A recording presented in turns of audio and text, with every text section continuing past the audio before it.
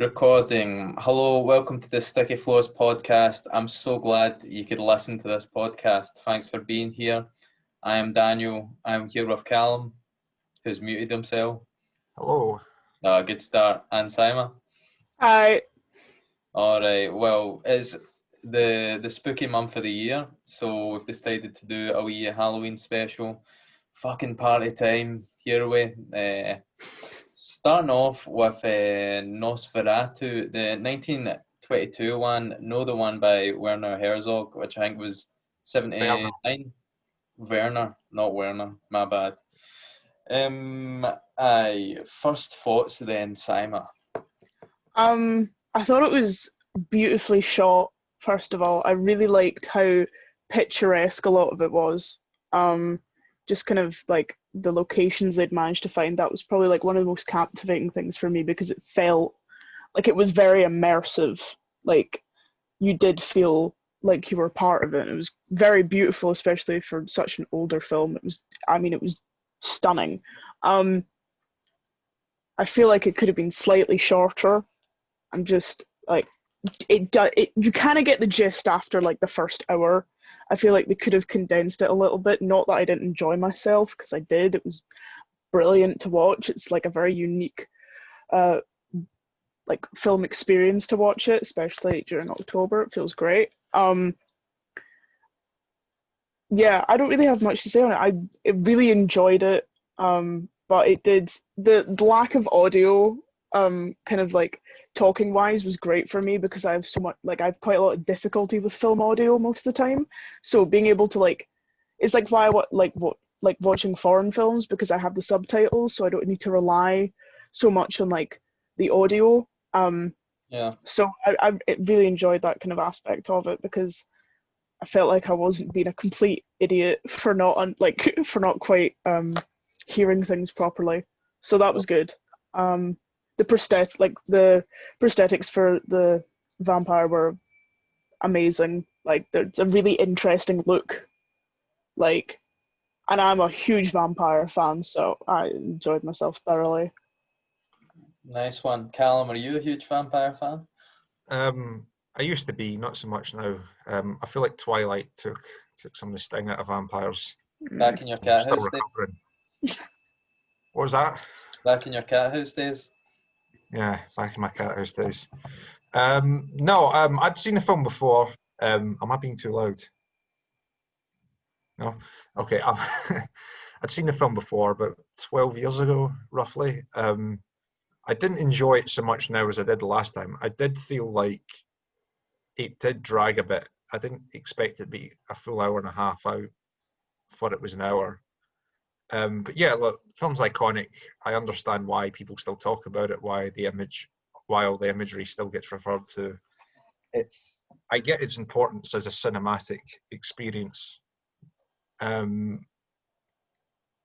I should say the copy that you sent us to watch, just as a by-the-by, folks, this is a silent film, so there's like several different versions with different soundtracks, and the one you sent us was different from the one I'd seen.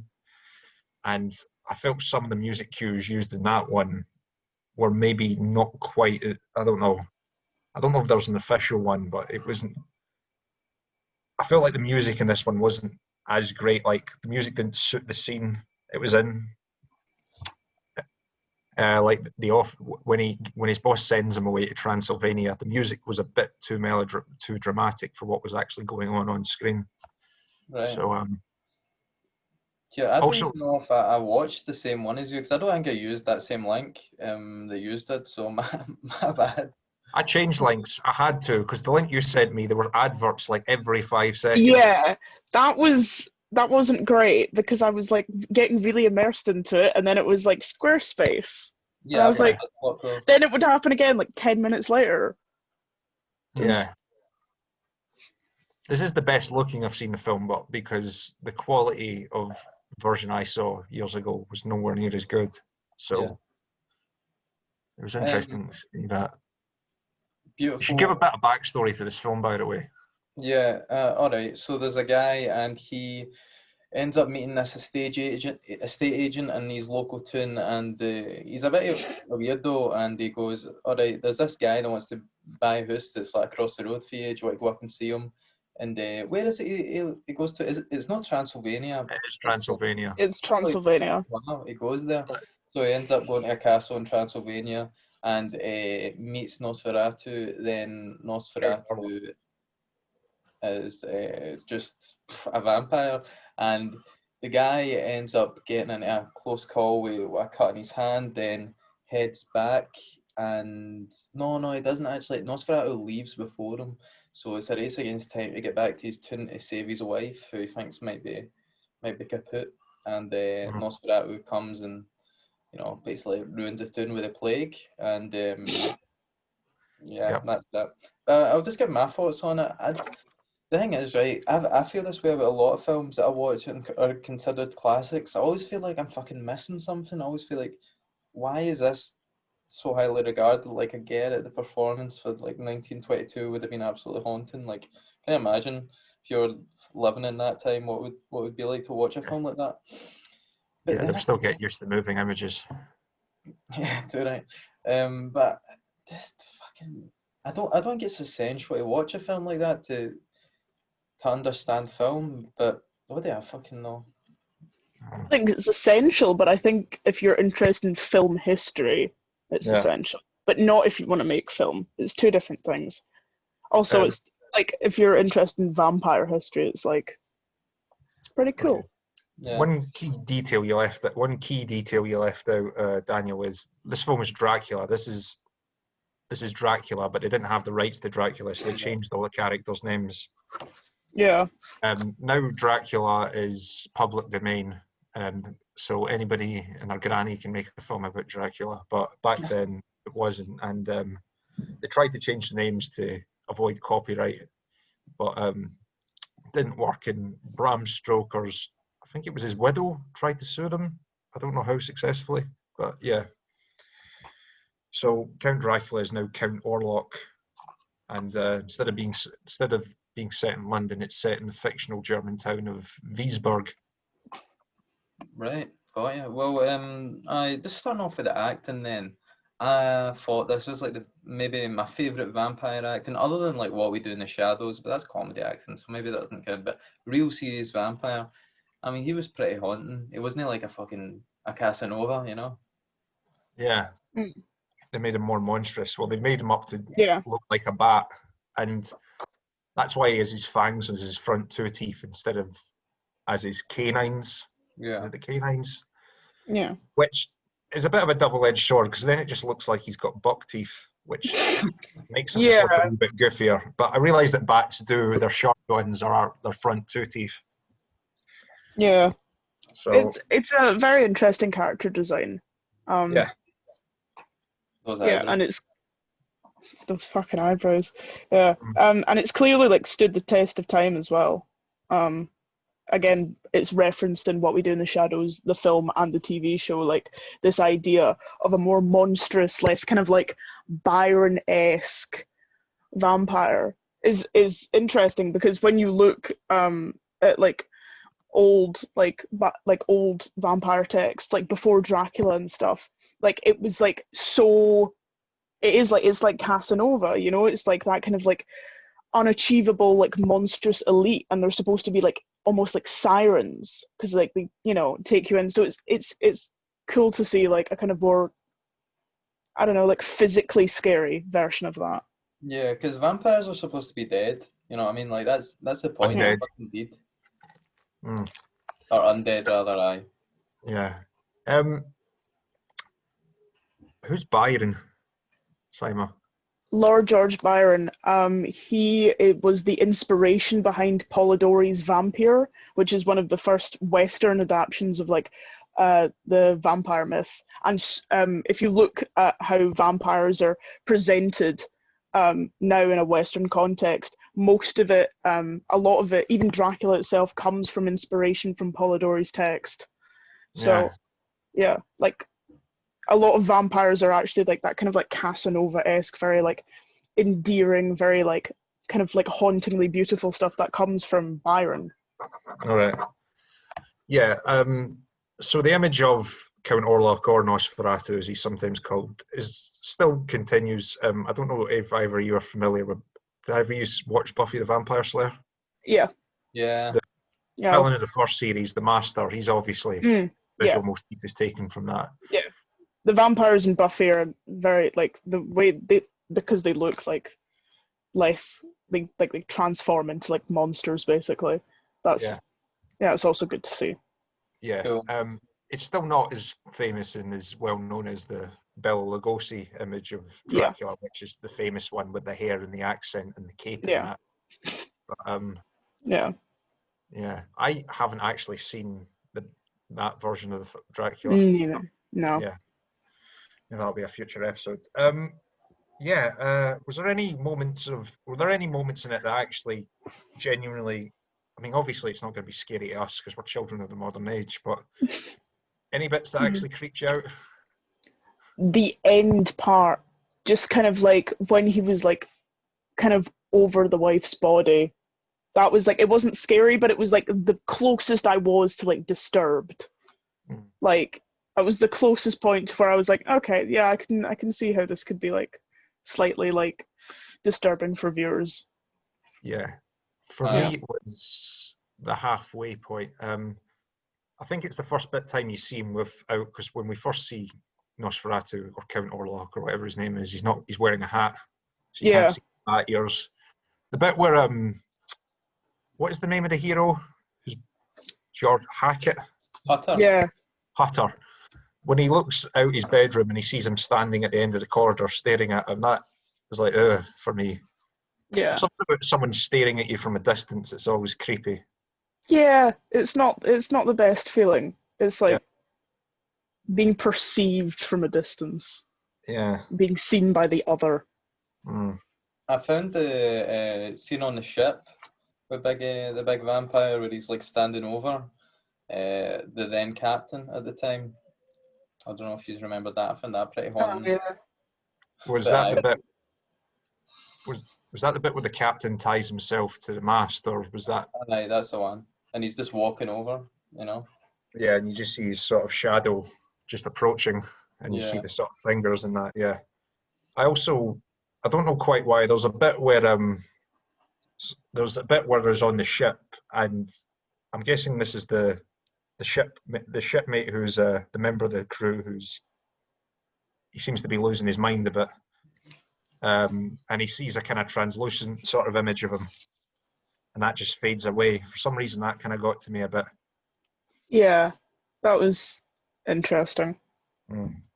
It's impressive that they can even do that, considering it was like literally 100 years ago. I wonder what people, if we're still alive, which we probably won't be, but if there's a horror film today that would make people scared 100 years from now. That's a good question. To be honest, I don't. In terms of modern horror films, I have not watched a lot. They're all a bit shite now, to be fair. Yeah. Like, there's plenty of horror films out there that other like people can enjoy in 100 years' time. Like, we enjoyed Nosferatu, but being scared by them, it's like, you know. I mean, The Shining probably would always be like a... The Shining's not that scary. Did you think it was scary? That's probably... Did it not get into your head? No. I like The Shining. I like it as a film adaptation, but it's not... I don't get, like, the fear factor from it at all, which is weird because I am so jumpy and so easily scared. Yeah. Wow. It's been... I've been wanting to watch The Shining again for years, but I keep putting it off. But it's on BBC iPlayer now, so you should. The Babadook is one I watched recently. It was really like a modern film. I want to watch that. Yeah. Also on BBC iPlayer, brilliant. Yes. Guys, I just need to quickly use the facility, so... Okay. See where we're waiting, we should just add sound effects for I'm using the toilet. Yeah, I'll stop recording. Actually, not only. Been up too much? Not really. Yeah, no. I've barely left the house. Yeah, me too. Yeah. I came off coffee this week. It's fucking... Jesus, dude. How you feeling? Amazing, you should do it. I don't want to be that guy that's like, oh, come off coffee, it's brilliant. But I feel See, so I went off coffee for a bit because my heart wasn't great, but I'm on propranolol now, so I'm like, fuck it, you know. So, and I did not feel good being off coffee. I kept getting headaches. Aye, fucking. Oh, nice dressing gown, big man. Yes. It's really cold in my house right now. Well, not Yeah, specifically in my room. My radiator isn't working, so if I'm having to sit down for long periods of time, it's necessary to wear this. Yes, I know it's a Star Wars Jedi robe. Nice one, mate. You deserve it. My auntie bought me it years ago, and it's warm. Cool. I'll say what I have one criticism of the film, just in terms of plotting. So, again, I haven't read the Dracula novel, and can I assume that neither of you have as well? I have. Oh, you have? Okay. Yeah. How do you feel, apart from the obvious differences, how do you feel, what do you make of it as an adaptation? I can't look at it as an adaptation. I have to look at it as its own thing because, like, they didn't have the rights to it, so they did have to change like certain details, but they also had to change like a lot, like the ship. That's completely different in the books. You have to look at that as a different thing altogether. The character of Renfield and his boss. Yeah, yeah. Like, it's a closer adaptation to the books is young Dracula, and that's not even like Nosferatu as an adaptation isn't really like the best, but I don't think anyone looks at it as an adaptation. So I think it stands well enough on its own. Okay, because the Werner Herzog remake, which I'd like to see, which is on BFI Player, if either of you have that. Yeah, I've seen it. I love that film. They actually use the names of because obviously by this point Dracula was a big host. They actually do, which I thought, even though I haven't seen it, I think is kind of missing a trick, because I think if they names from the original film, it would have given them more space to make it their own thing. Yeah. Anyway, well, actually, there's two things. So, when our character Hackett returns home to his... he's not called Hackett, he's called Hutter. Hutter, sorry. Good guy. Calling him Hackett. Yeah, Hutter, when he finally gets home, his wife Ellen, who I'm guessing has some psychic link with Count Orlok, and she keeps trying to jump out her balcony, which in a trance, which sort of begs the question after the first time, why didn't they just lock her balcony? Yeah. No, so he tells her not to read this book he found about Nosferatu, right? So it won't make her give her the terrors that he did, which made me think, well, why did you tell her about it in the first place? Yeah. You silly man. He's not the brightest protagonist in the book. No. Also, I have to say, when he finally got off the ship, there's just something I found hilariously unscary and pedestrian about him walking down the street with a coffin under his arm. like he was doing a flitting. Just kind of imagine vampires kind of being stealthily slinking through the shadows and appearing, and there's just a guy with just a big bit of, just walking down the street with something under his arm, just looking over his shoulder. It made me laugh because it just looks. Yeah. In terms of storytelling, I fucking thought it was pretty. See, if it was condensed, I think it would be pretty much perfect. Like the whole estate agent thing was pretty good, and the rumble with the police. Like everyone had pretty clear moves, shit like that. Just solid. Yeah. There was the kind of character who I'm guessing is based off of Van Helsing, the kind of doctor character. He comes in and out of it so sort of infrequently. You kind of forget what his significance is, because there's a bit where we see him in a class and he's looking at what's it called, a polymorph, they're looking at something through a microscope. What was the point of that scene? I couldn't tell you because I've forgot it. To show he's a man of education. All But he right. doesn't do anything. That's the Maybe. thing. That's he doesn't really. Our hero runs to get him whilst what you call is having some kind of Yeah. weird night terror. And Oh, aye. Aye. He's a doctor. I know, but he's also supposed. But his character in the book is supposed to have some kind of knowledge that he can lend that helps them fight Dracula or something. Hmm. Yeah, the way it ended was a bit like anticlimactic. He Definitely. took too long to bite her, and then the sun came up and he died. Yeah. The Werner Herzog ending's fucking amazing. If you get a chance to watch that film, the ending in that one's proper brilliant. So I was looking forward to that because I thought he just took it for the original, but he didn't. Big shout out to Scott Brown for getting a chance to play Nosferatu as well. Wait, Right. all right, fine. Football jokes, when they're not allowed in the podcast, it's fine. Oh, no, not loud. It's just I can't even remember what Scott Brown looks like. All right, maybe someone's laughing somewhere. We'll move on. Let's talk about another film. Who wants to go next? I'll do that. So next up for me is another 1960s British effort. Oh, actually British and American, but we'll touch on that later. Witchfinder General, starring Vincent Price. The plot, the summary of the plot is as follows. A young soldier seeks to put an end to evils caused by a vicious witch hunter when the latter terrorizes his fiancée and kills her uncle. So the film is based off a book from round about the same time, and it is a highly fictionalized telling of a real historical figure called Matthew Hopkins. Guys, what did you think? Simon, since you're unmuted, you can go first. I loved it. I had a great time watching it. I know it's one of my mum's favorite horror, kind of like Hammer House films, but I'd never seen it before. I thought it was great. I don't think it actually is a Hammer production. Is it not? No. Oh, you enjoyed it it? was, yeah, loved it. Kind of put off slightly because the guy playing the Witchfinder General sort of sounded like Kenneth Williams, so he wasn't. The intimidation wasn't there, but apart from that, yeah, it was great.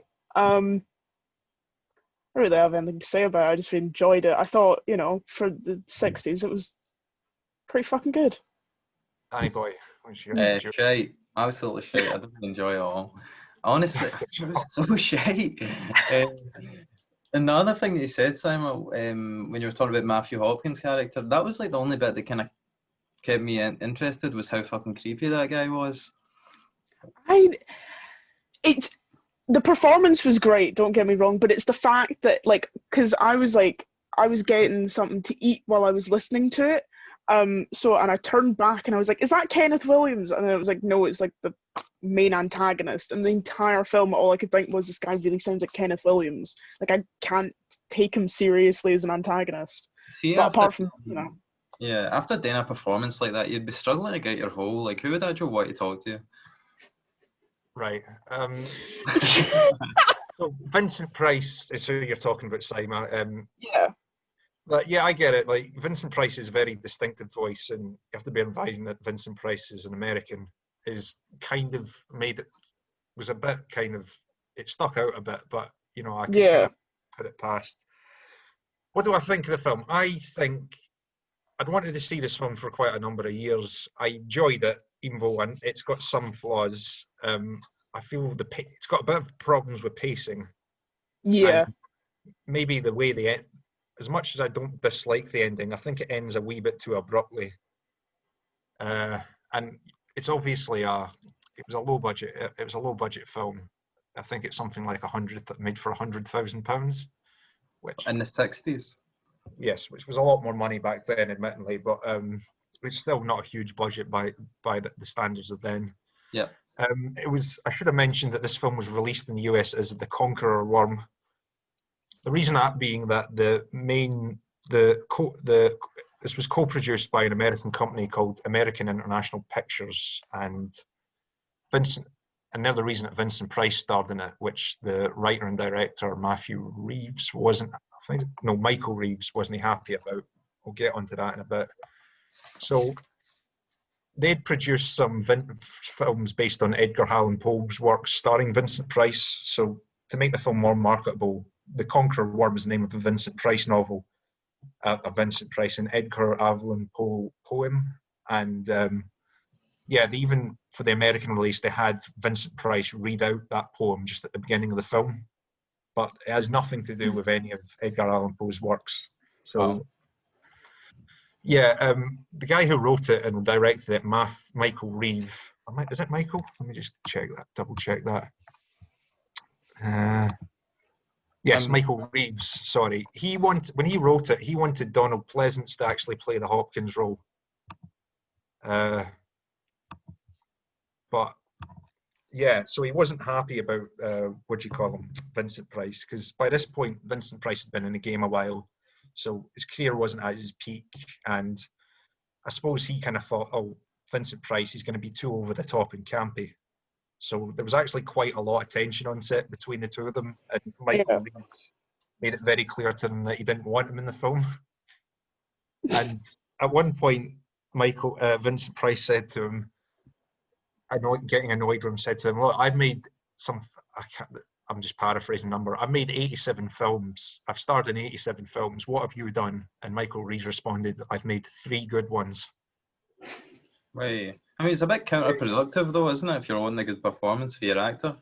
But that's the thing. He said but I think a lot of the perception is he wanted to get him so vexed so that he was more intimidating and authoritative. So that would come out in his performance. I think that's so silly. See, when I hear stories about stuff like that, like the big one, Shelley Duvall in The Shining. Yeah. In fact, I was listening to a review of this not too long ago, and they made that kind of comparison, that antagonizing your star to get that kind of performance out of them. Yeah. That being said, Vincent Price, who considered this to be one of his best performances. So, Daniel, why didn't you like it? You haven't actually told us why. I guess there's 2 main reasons. So the first one was that I'm not a big fan of period pieces set in England back in the day. Like, the only one I can think of that I actually enjoyed was Barry Lyndon. But other than that, like, I just fucking get so bored because it's the least fascinating thing to me. Another thing was I just found it kind of boring. I didn't find it scary. It was advertised as a horror, and I didn't think this was a horror. Yeah, it's not actually. Horrific. I mean, there are horror things in them. There's horrible things in it. You know, witch hunting and the practices that went along with that. You know, it opens with a woman being hung. Yeah. And the whole community comes out to see it. No, to be honest, it feels, especially once the second half, once the actual hero realizes what's happened and sets out on his quest of vengeance, it actually feels kind of like a Western in a way. Yeah. It's kind of blazing pistols, and it's, you know, galloping and the sort of wide vistas of the English countryside. And there's even a brawl in a saloon, or a tavern in this case. That's true. Yeah. So I think one of my main problems with it was that, like, the hero, we see the hero at the start, he's a young soldier fighting in the English Civil War, which is when this is set. When he's on leave, he goes to see his beloved, who he becomes betrothed to, and then he leaves. And then the Matthew Hopkins character comes along with his horrible assistant, Stearns, who's also based on a real person. And her uncle, a priest, has been accused of being a witch, and he's tortured into confession. Anyway, I'm getting ahead of myself. My point is, it was after the halfway mark that our hero, Richard, I think he's called, returns, finds out what happens, and then sets out on his quest of vengeance. And I feel like that should have happened much sooner in the plot. Most boring hero ever, by the way. Like, Richard. Yeah. Maybe some people reckon that was the point. Like, he did feel very, what's the word? He did feel very bland, didn't he? Like, even the look of him was he kind of made me think, he looked like the kind of guy who would play Prince Charming in a panto. I think he was more of a narrative foil than a protagonist, because it's like, I think they were trying to, like, you know, be like, oh, this is like, you know, like, what am I trying to say? He's basically just a narrative foil. yeah, he felt very stock, like a kind of Yeah. diddly do right hero. So made me feel a bit out of place in this very. Because you have to understand, this was very violent for 1968, and it was quite controversial to a lot of people thought it was needlessly sort of sadistic. Yeah, it was quite violent. Mm. I mean, tamed by today's standards, but Yeah. Like the prod in the back, was that? Yeah. That's the only thing I can think of, other than like what else was pretty like oofed? well, there was a hanging. The hanging, yeah. I'd say the rape scene was pretty violent. I mean, yes, it was. I mean, it's not Yeah. graphic, but it's done in a No, way. but yeah. The way in which it is shown, which is not, but like with her screams and stuff, that was pretty disturbing. And the ending where he just literally just keeps whacking him with an axe. Yeah. I kind of laughed at that bit. Yeah. Like I understand it's supposed to be like this like really quite emotional thing because this good man has been like turned to like the ways of his oppressor and stuff, and when the Witchfinder general gets shot out of sympathy from his like He gets put from out the of his other misery. soldiers, and Yeah. the guy's just like, you took him away from me, you took, like, I understand that's supposed to be like a wow, like this guy is like, lost everything, but it was just like, it was a bit cheesy. Yeah, I mean, It was what did good. you what did you think of the ending? Because the ending was it was a very maudlin ending. Like it's supposed, I suppose the point is that both these characters, the two characters, the hero and his bride, have been just broken, and it kind of ends with her just screaming in distress. Yeah, What I do you think? mean, not the worst ending I've ever seen for sure, but it was like it did feel quite rushed, as if they didn't know how to like wind it all up, or if they'd gone out of their depth and somehow and didn't know how to like quite grab it back, so they just Hmm. kind of did that. It felt a bit like a cop out, but it doesn't take away from my enjoyment of the film because I Yeah. really did like it. I thought it was really enjoyable. What did you guys like about it then? Because I just couldn't find anything valuable in it. Apart from Vincent Price. I love Um, a period piece. yeah, I like I a good period piece as well. Yeah, Wow. I love a period piece.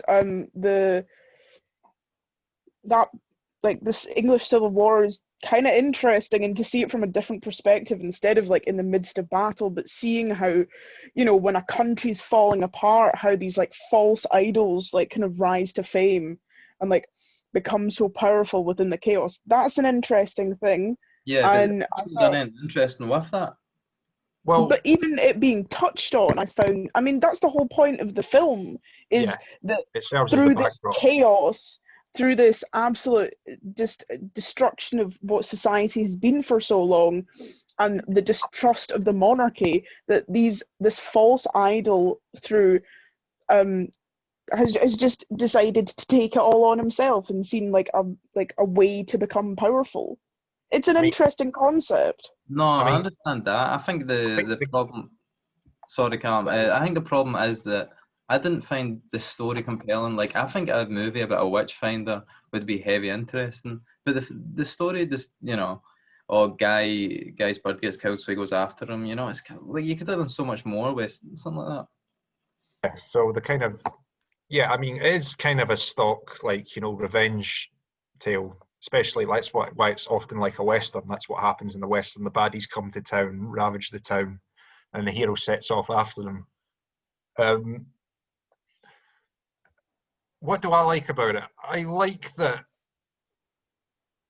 That's a good question. What do I I suppose I just kind of I kind of like the English. I've always kind of liked the English countryside as a setting for. I mean, it's not like a costume drama. Like as a sort of Yeah, it's horror. not Down. What's that? It's not Downton Abbey. No, it's not Downton It's Abbey. And it's not upstairs, downstairs. I like I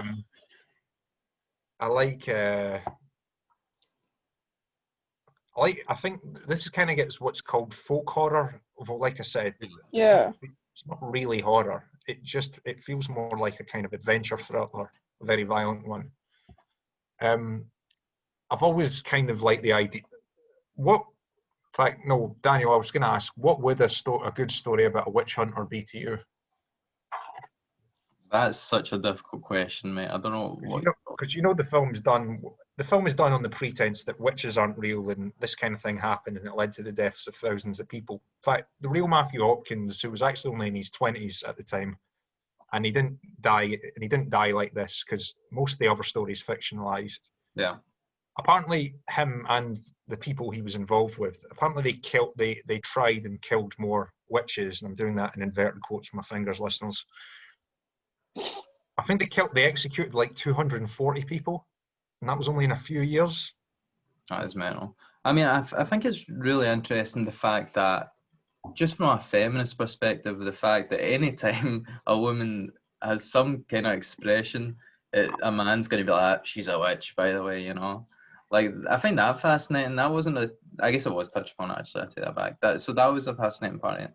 I think also Paisley, the beloved Motherland, this place was that's where the last witch hanging took place, I'm pretty sure. No, it was in a village called Dornoch, which is in the Highlands. No, it wasn't the last. Well, as far as I know, it was a woman called Janet Horn. She was the last woman in Britain, in mainland Britain, to be tried and hung as a witch through the courts. Right. Yeah, in fact, Paisley, no. no. Well, I'm sure some witches were tried in Paisley, so like it might have not been a legal witch hanging, but no, she was a. In fact, what used to happen was at the village, like, you know, like village have their annual, lots of towns and villages have their annual festivities. One of the things they used to do is they used to have a kind of dunk the witch sort of thing, where a woman dressed as a witch would come and be dropped into water. They don't do that anymore, but because do they not? No, it's because the reason which she got done is because basically her daughter was born with kind of deformed hands, which kind of looked almost cloven. So Right. people said at night her daughter would transform into a horse and she would ride her with the devil. and yeah, so she was executed for that. Well, Jesus. Yeah, so they don't do that. They don't do that at the village festivities anymore. They sure don't do that anymore. It's not very PC. Woman getting killed because her child was disabled.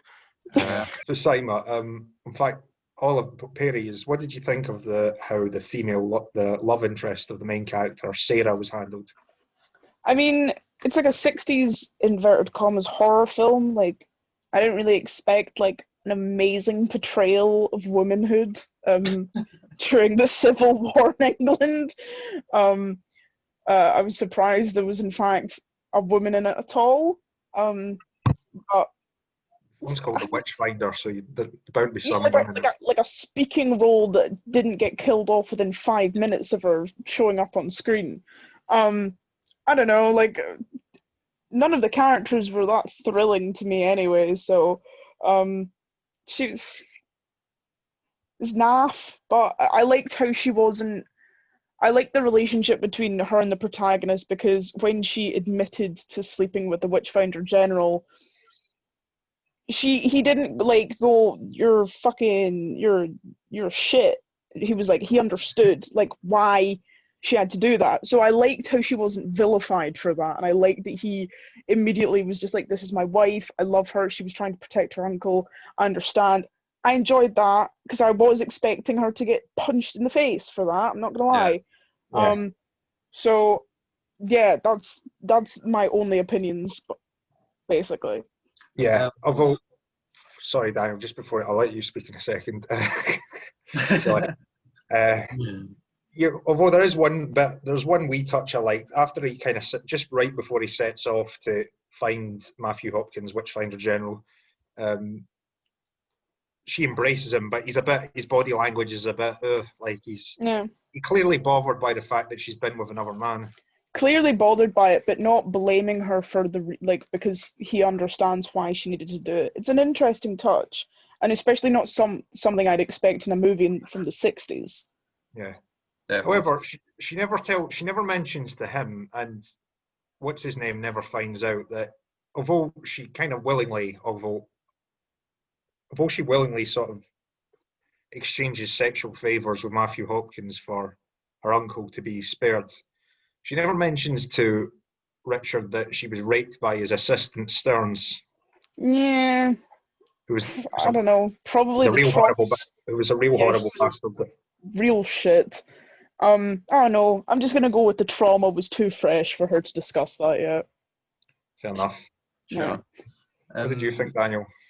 One point I was going to bring up about the woman is how there's like no like meet cute. It's just, oh right, do you want to get married? And then they're getting married. You know, there was no bit of flirting beforehand, which I quite like in movies. I think it's really fascinating a way to Well, characters. aren't they already like acquainted?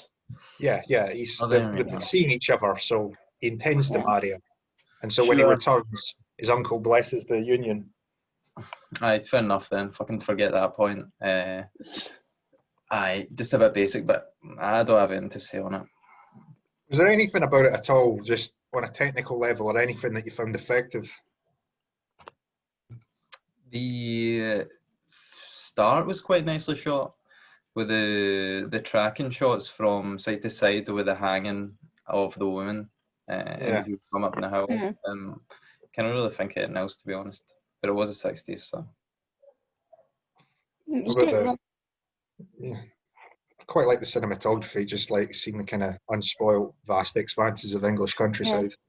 Yeah, like you were saying earlier, I do enjoy a horror that is set in a kind of unconventional setting, like the wide sweeping, English countryside where there's so much light and there's not a lot of darkness. It's an interesting way to do it. It's why Midsummer was so effective. It's kind of like horror out with what you expect. Even if this wasn't really a horror, it's still in the genre. Yeah, and it's always going to be sort of regarded as a horror. Yeah. I'm trying to think what else to point out. I mean, we could. Oh, I was going to say, did any of you notice that the man playing John Stearns was being dubbed? Like that wasn't his actual voice. No, I didn't notice that. Yeah, I mean, I think it's pretty obvious because it doesn't sync very well. I think apparently the director found the actors didn't like the actor's voice. Apparently it was too squeaky or something. So we had them dubbed over with by another actor who actually briefly appears in the film, just as in a bit part.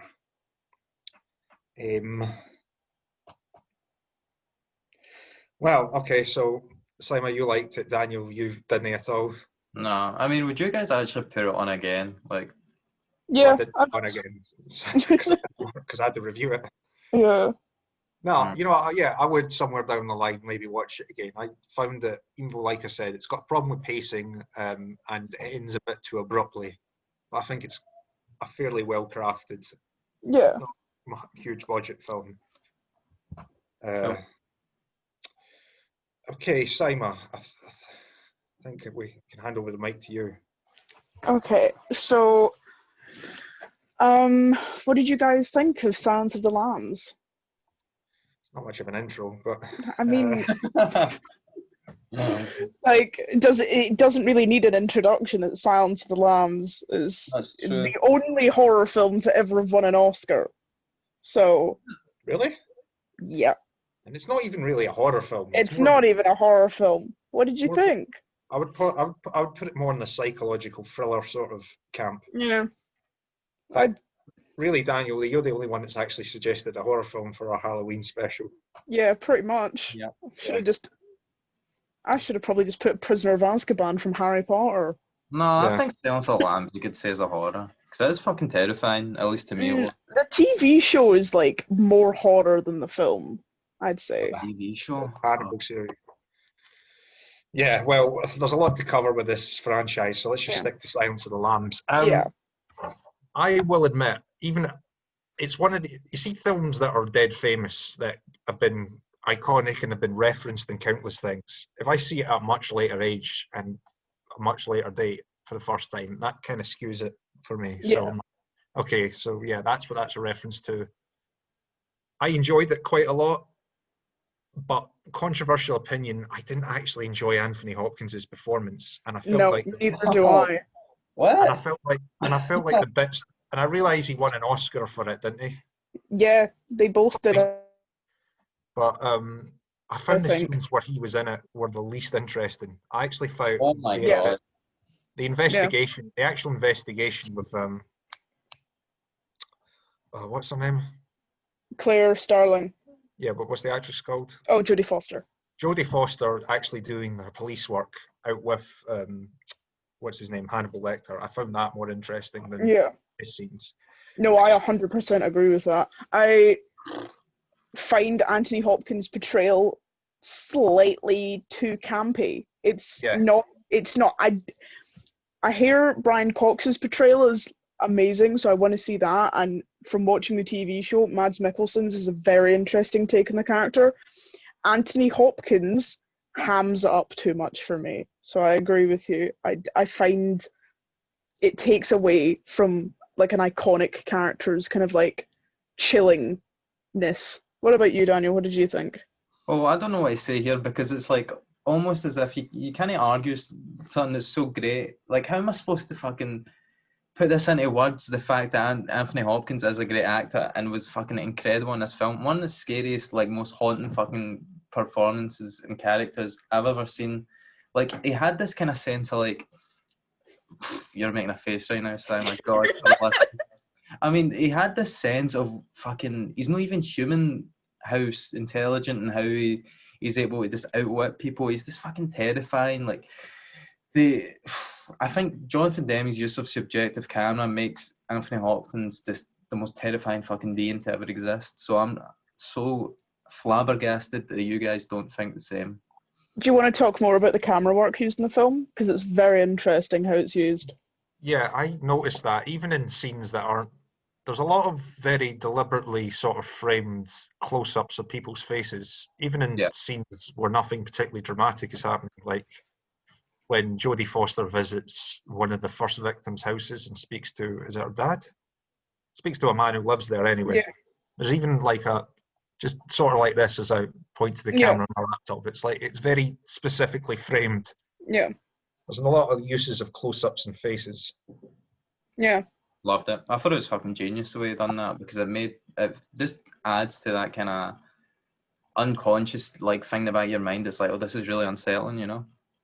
I liked it because so much of it is like we're watching Claire's kind of story. This is about her and her journey through the FBI, tackling like the obstacles that come in her way and also bonding with kind of like another outsider, while also we are seeing it through the eyes of like the obstacles in her life, the men in her life who are making this more difficult for her. We're seeing them from a certain angle and a certain perspective that we're,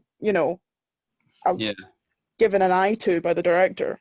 Definitely. And it's also really hard just from using that kind of technique before with actors actually looking into the cameras. It's hard to get actors. See, that technique can come off as very like cheesy and like uncomfortable, not in a way it's uncomfortable as in scary, but uncomfortable as in this is clearly acting, this is clearly someone just talking into a camera. But the way he's able to do it with the actors is brilliant. They weren't looking right into the camera, were they? Yeah. Were they not looking past it? No, they're looking into it most of the time. Well, like I'm doing right now. Exactly like that, man. Yeah. I thought like I thought the scenes with the villain Buffalo Bill, especially the sort of famous / infamous Goodbye Horses scene. Oh God, yeah. Love that shit. Yeah, that just as a side note, that song used to come on the play. I used to work at River Island, and that song used to come on the playlist occasionally. And if it wasn't busy, I would pretend to dance to it, like in that scene. Jesus Christ! I didn't pull my trousers down, but I mean, I would just be like fuck. That's such a tune, man. Yeah, it is. Only song they did is that the person who wrote it did as well, apparently. Wow. One hit wonder. That's a shame. Can I just go make a point about Anthony Hopkins' performance? Like, I Go have to for put it. this in perspective. Like, this came out in 1991. He's familiar with what's meant by the Overton window. No. It's a sort of political thing. So the idea of the Overton window is it's the kind of window in which ideas and beliefs and all sorts are socially acceptable within that very period. So I kind of feel like you have to look at films. There's a kind of Overton windows of types of performances that wouldn't be considered too hammy at the time. Like we Yeah. kind of have to appreciate that kind of acting in a major Hollywood film wouldn't be seen as being too over the top for the time. Yeah. But I just think that side of it hasn't just aged very well. But other Yeah. than that, I thought it was a great film, and I realised. Top of all. But even the thing like the voice, just the voice, and him doing that. Yeah. That wasn't very good rendition of that. Yeah. Yeah. Just, It feels. It's not intimidating. Yes. It feels a bit like a joke. It does. Yeah, It feels like a bit like a joke, as if this. It felt like a Batman villain. Yeah. It felt like as soon as we walked into Baltimore State mental hospital for the criminally insane, we were walking into Arkham Asylum. Like that's how it felt. Like it felt like we'd walked into like a Batman cartoon, and Hannibal Lecter was not a slightly disturbing Eastern European individual, but in fact Anthony Hopkins putting on an English accent. Was it English? Well, you know, it wasn't Lithuanian, that was for sure. Oh yeah. I always forget he's not actually. He's supposed to be. Yeah. Like it was jarring in the way that it almost didn't fit the tone for the rest of the film, which is ironic because it's Hannibal, Silence of the Lambs, from the book series about Hannibal. Like, to defend the guy's corner here, you're trying to get into the mind of Hannibal Lecter. Let's just say he's acting this way. Are you saying you want him to tone it down a wee bit? Is that what you? What I'm saying is, after seeing Mads Mikkelsen's portrayal in the television series, I was expecting a little bit more subtlety. Yeah. Because I was like, okay, this is television, this is TV acting. Mads Mikkelsen is a Danish television actor, and his portrayal is genuinely quite haunting and interesting. So I was expecting, you know, Anthony Hopkins' iconic portrayal to just have a little bit more weight to it. Yeah, I mean, because it came off like I was watching a pantomime. Mads Mikkelsen's a great actor, and he has that to look back on to be like, oh no, I'll do this different, I'll do that differently, you know. So, I mean, I think it's Anthony Hopkins had Brian Cox, and that was true. Yeah, like, although to be honest, that film didn't do that. I don't think that film did that well at the box office. No. So it wasn't that well known. I'd like to see Manhunter. I haven't actually seen it. I was going to say that I suppose for me is the whole point of Hannibal Lecter is he gets into people's heads and he gets under their skin and he just sort of he pushes buttons. Yeah. But I'm just saying you could have done that in a way that was, as you said, more subtle. Like you can get on, and just him doing that voice and just repeatedly saying, you know, what happened, Clarice? Did the stable boy molest you? Just constantly saying all that stuff. Yeah. And it just felt too over the top. It felt like Krusty the Clown. Yes. No, I don't know. Honestly, I don't know if you guys are joking with me right now, but I found every time that he got close to the glass, that it was like keeping him and fuck, I forgot her name, but Claire. Clarice. Why do I keep calling her Claire? Every time like he would get close to the glass, I would like shite myself. I was fucking terrified. No. What was I going to say? Apparently the director had wanted Michelle Pfeiffer to play the part. Yeah. That would have been a weird choice. You reckon? I'm not saying it wouldn't have been a weird choice. Maybe I kind of like, I've not read the book, so I don't know what the character's supposed to be like, but I kind of like that they'd picked a slightly more androgynous looking kind of actress to play the part, so she's not. I think having Jodie Foster as Clarice is quite integral to the film because she's not. Michelle Pfeiffer is an amazing actress. She's too sexy. Yeah, she's too sexy. She is. She's too sexy to play Clarice. Jodie Foster is a beautiful woman, but it's not in the same way that Michelle Pfeiffer is. So she's accessible to the audience as a perspective. Yeah. And also, she's not intimidating either, while being a strong and like enjoyable protagonist to go through a journey with. Michelle Pfeiffer just wouldn't fit the character. Yeah, apparently she turned it down because she was interested, but she found the subject matter a bit too much. Fair enough. Also, apparently Meg Ryan was considered. Fucking hell. Mm. Jodie Yeah. Foster played it great, man. And Yeah. supposedly she loved that and found it would you say it's like a proper feminist piece then? I don't know. I'd say so. Can you have a strong female character without it being feminist? Good question. Can you not just make a good film with a good female protagonist and not have it being political? Well, women's identities are inherently politicized anyway, so anything with a strong female character is politicized. So, but you're right. Well, as a woman, I'm gonna say Silence of the Lambs can be viewed as one woman. Can be viewed through a feminist lens because of Clarice Starling's journey, and her portrayal and how she goes through this narrative arc. It's surrounded by all these big men as well. Surrounded and suffocated by men in an overly male-dominated industry and society, and for the only man that she finds any level of comfort with to be a cannibal is also very interesting. Did she find comfort with him? Not comfort, but solidarity to a certain extent, because they were both outcasts. Yeah.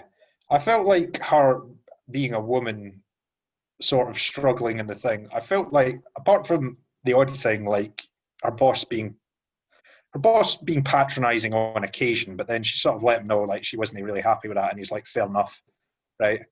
And the sleazy guy who runs the Baltimore institution, Oh, fucking Frederick Chilton. Yeah. He's a great character. Yeah, having him come in just before they meet Hannibal as well is really smart. Yeah. I mean, that's the only two occasions really that her being a woman really is significant to her character. Also, no, because also do you remember there was one as a policeman in that one room during like just after a crime, and she had to tell them not to get out? Yeah. That's kind of what I think I was referring to. Also, that whole scene where they're at the funeral home and after her boss patches her and all the cops are staring at her, I found that a bit too own. Like, right, they would know that it's rude to stare. They wouldn't all be staring at her. That's not the point. It's the point to show that that's how it feels when you're in a room full of people and you are outcast by them. I get it. It's that isolating perspective. It's not about whether or not that would actually happen. It's about how, as an individual, that's how you feel in a situation like that. It's supposed to make you feel as isolated as she does in that environment, as she does through the entire film. Yeah. When was this set again? Was it not set in like the 60s? No, I think. No, I mean, it would have probably been published in the 80s, but I think it's roughly about the time it was made. Yeah, the films were Silence of the Lambs wasn't made long after the books came out. Okay. All right, fair enough. Okay, so I was going to somewhat sarcastically ask, so does this count as a queer film? But then I learned about the controversy surrounding this film when it got away, so I realised it's not an appropriate joke to make. No. So, the book was written in 1988. What do you think of I was going to say, do you think Buffalo Bill and how he's portrayed as an individual struggling with his own sort of gender identity, do you think that's problematic?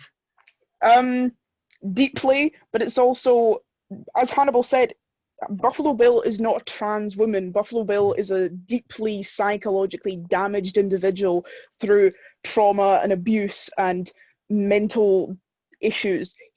But it's still not great to have your villain be a kind of confused, cross-dressing, queer-coded individual. I mean, a villain could be that type of person. Yeah. Incidentally. What's problematic about it? Because I don't really understand why it would be. Well, it's about how trans women throughout the kind of horror genre have been vilified continuously. It's not because the thing. It's the whole cross-dressing serial killer trope. Yeah, there's this whole trope around the fear of cross-dressers and men pretending to be something they aren't, and that kind of it is a form of like, it's queer phobia essentially, and it comes from queer people not being able to be portrayed within media after certain laws were put in place, unless it was through a villainous perspective, unless it was through a specific kind of lens which made their act seem like villainous and evil. So for a large part of cinema history, queer people were only seen as the villains. So there is that kind of, it's not the best, but it's also, it's the way it's done as well, because having a queer villain isn't inherently a bad thing, because it's an interesting thing to look upon. It's the way it's done as well. You think, I mean, because as you said, and as it's made clear, this person is not transgendered or transsexual, as was the more often term at the time. So, I mean, like, it's obviously people cope with things differently. Yeah. So it's believable that somebody who might struggle with their own sense of identity, that could be maddening for them, and you know, add to the kind of reckless and dangerous behaviour they are acting out. So I don't think it was. I mean, obviously, I can only speak, but I don't think it's problematic, really. I don't like the term problematic anyway. It trivializes things. It belittles the situation, because it's a very layered concept to look at. It's not, you can't be like, Hannibal's problematic. It goes beyond that. There's a long history behind this sort of thing, and we know Buffalo Bill is not trans because we can see it perfectly clear, and Hannibal says it, but it still contributes to that idea that it is somehow villainous to be that way. Obviously, we know it's not, but there are people who watch that without as much critical thinking or an understanding, or have already been influenced in a certain way, who will see that as, you know, like, look, I told you so. See, it's, you know. And that's not obviously that's not the film's fault for, you know, those people existing and having that mindset. One thing I would say that I didn't like when you asked that question originally, Callum, I didn't think that it was problematic, but then when you said something about how there is like that sense of queer phobia, like my mind already like quickly went to fucking Psycho. That Alfred Hitchcock movie. Yeah, in fact, Norman Bates and Buffalo Bill are both influenced by the same real-life serial killer, Ed Gein. So is Leatherface from Texas Chainsaw Massacre. He like cut people's skin off and wore it, similar to those other. Well, also, but the thing with Norman Bates is he's not dressing up as a woman. He's kind of adopting the persona of his mother. It still kind of feeds into that, but it is from a different kind of like perspective on it. But yeah. I mean, apparently the Oscars, maybe I'm getting this wrong, apparently they also, but by a kind of gay advocacy group, because they also thought it was homophobic as well, although I'm not too sure on that one. The Oscars was protested by a gay rights group, and the director, whose name I forget, felt so bad about it that the next film he made was Philadelphia. I don't think that's why he made Philadelphia, mate. Is it not why he made Philadelphia? That's what I heard. There's absolutely no way that's why he made it, but I just think that's. I think Philadelphia is not aged as well as this film. It's just a bit too schmaltzy and sentimental for my tastes. Yeah, did you cry at it though? No.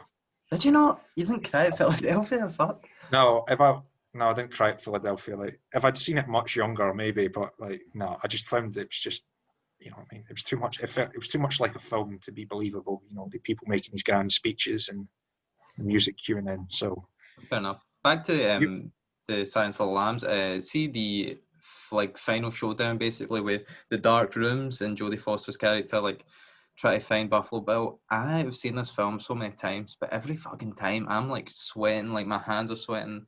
Every piece of my body is like fucking on the edge, you know. Yeah, she should have called for backup before she chased him down the cellar.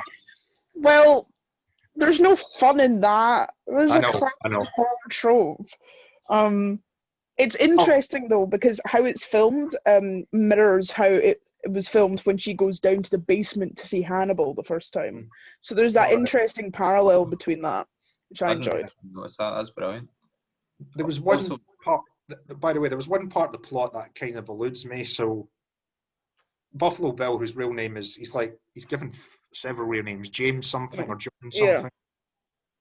So she goes to meet so Jodie Foster's character goes to the house of the first victim, and she kind of twigs. Yeah. Then she goes and speaks to Frederica's pal, and then asks him if she knows this guy, and she says no, but there was a guy that Frederica's used to go to this woman, Mrs. Lib something, Mrs. Lippman. Yeah. And that's where he's staying, Lippman's house. What is his connection to Mrs. Lippman? Is he her son or something? Remember, what I presume was her corpse was found rotting in the bathtub. Yeah. Probably just a victim of his then, I assume. Yeah. No, but the idea was presented that he knew Frederica. So I'm presuming he was Mrs. Lippman's son. Yeah. And he's just going by another name. I don't know. I didn't really think about that. The Wikipedia article didn't explain that to me. I think we are going over a wee bit for time. So do I wrap up? Any more questions anyone's got for it? Or? Okay. Yeah, I like this film. I was a bit put off by Hannibal Lecter's thingy's performance, and I thought the whole scene where he escaped was pretty preposterous. Like, they would have been able. The paramedics would have been able to tell that was a lump of flesh lying on his face. But yeah, I enjoyed it. I thought it was a very well crafted thriller. Yeah, I agree. I love this film, and I think you're wrong about the Anthony Hopkins thing. I also think you're wrong about the paramedic thing as well. He's a genius, mate. That's the whole point. Yeah, like, I don't. It doesn't feel like a genius in the film. No, it just comes across like a wank. It feels like a knobhead. All right, well, Anthony Hopkins, if you're listening, mate, I don't feel the same way. And if you want to grab a coffee or anything. Like, if I was Clarice and he started speaking to me like that, I'd be like, do you know what? You're a prick. Yeah, just mental. He's in a mental asylum. A guy flew come at Jodie Foster. So like, it doesn't get more mental than that, eh? I know, that doesn't happen to Batman when he goes to Arkham Asylum. Maybe they do, they just never show that. Yeah. So, I've got a question. So, I take it, Daniel, you prefer Silence of the Lambs over Witchfinder? Yeah, and Nosferatu. Alright. Nosferatu or Witchfinder, Simon? Witchfinder. Okay.